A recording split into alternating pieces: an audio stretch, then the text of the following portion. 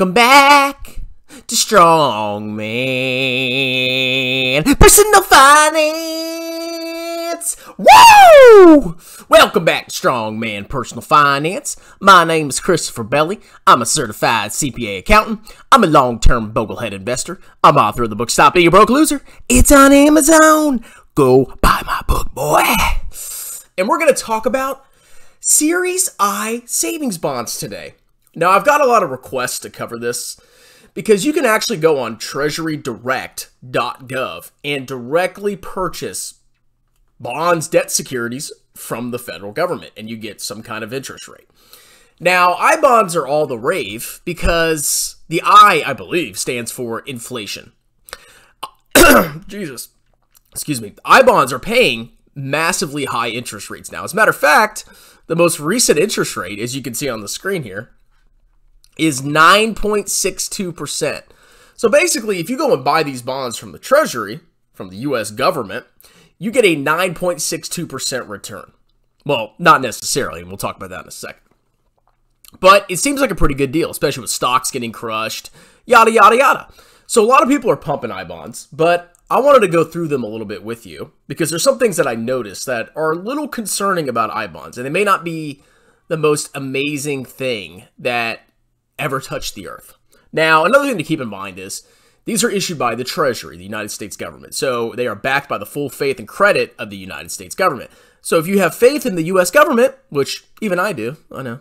Everybody thinks I'm a communist that loves China, but I like Chinese stocks. But I believe the U.S. government's going to be able to pay its bills. I mean, we'll see. So let's go ahead and do a little bit of basic research about I bonds, my hot guy bonds. Okay? What's an I bond?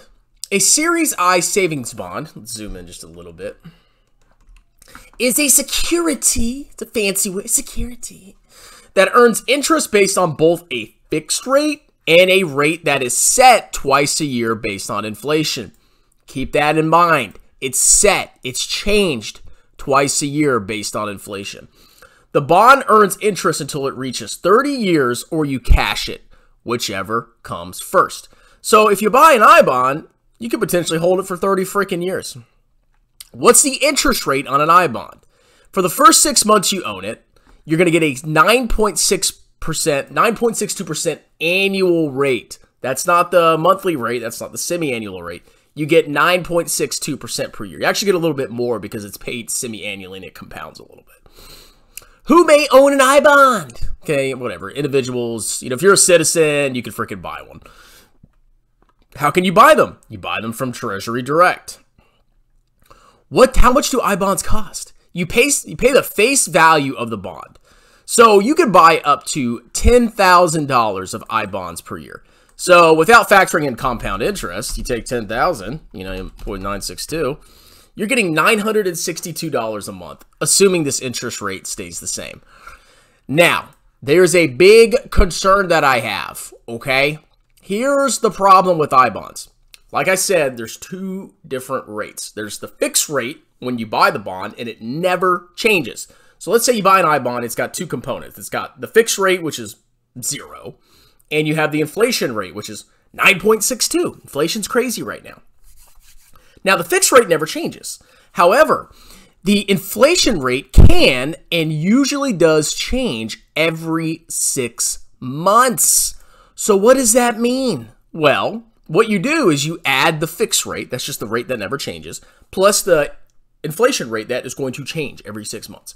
So what I think is going to happen to people is they're going to go rush into these freaking bonds because they're paying 9.62%. Oh my God. And inflation is going to slow down significantly. I mean, the Fed's raising interest rates. The economy's not doing too well. And I think there's going to be a massive decline in inflation at some point.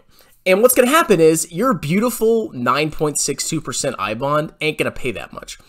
And you can actually go and look at historical rates on treasurydirect.gov.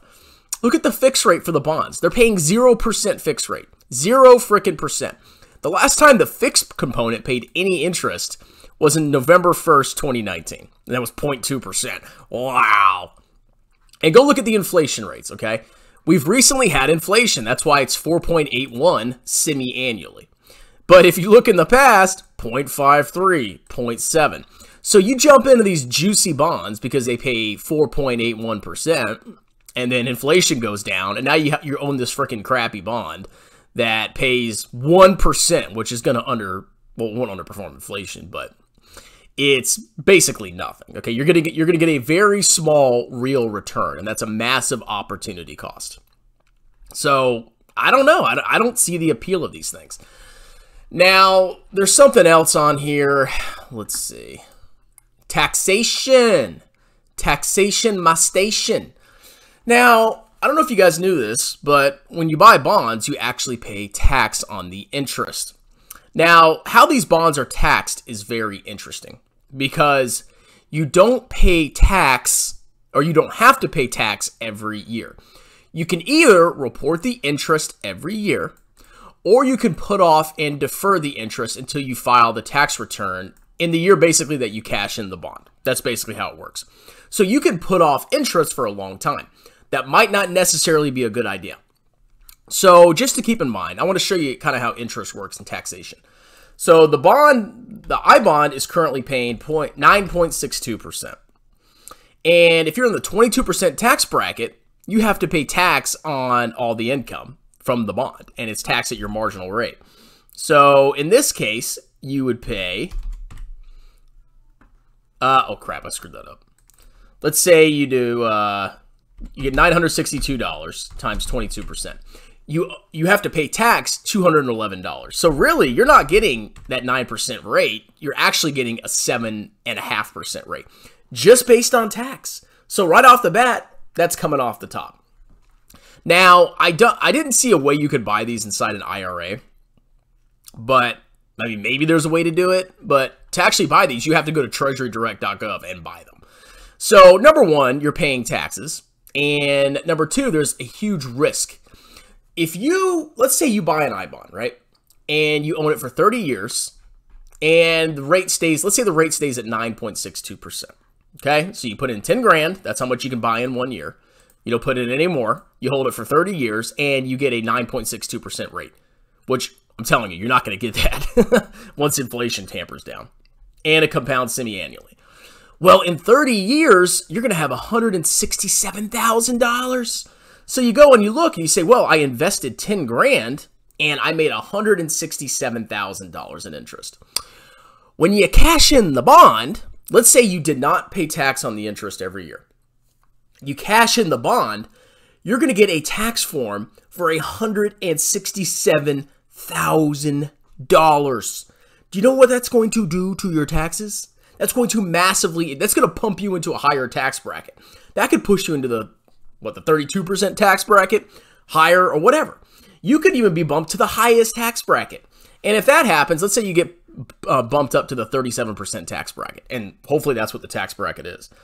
Well, you would have to pay 167 times 0.37.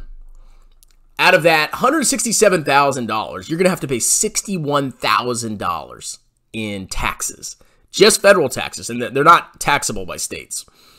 But you're going to get a massive tax bill. It's going to blow your freaking mind. So you need to be really careful with these bonds, okay?